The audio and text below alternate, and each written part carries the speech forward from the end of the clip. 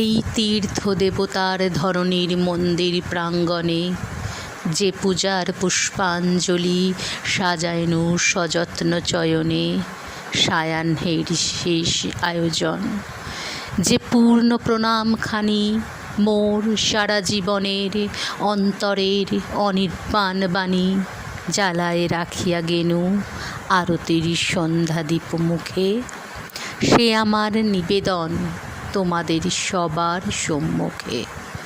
হে মোর অতিথি যত, তোমরা এসেছ এ জীবনে, কেহ প্রাতে কেহ রাতে, বসন্তে শ্রাবণ বরিশনে, কারো হাতে বীণা ছিল, কেহ বা কম্পিত দীপশিখা এনেছিলে মোর ঘরে।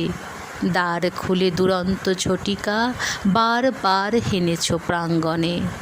যখন গিয়েছ চলে দেবতার পদচিহ্ন রেখে গেছ মোর গৃহতলে। আমার দেবতা নিল তোমাদের সকলের নাম, রহিল পূজায় মোর তোমাদের সবারে প্রণাম।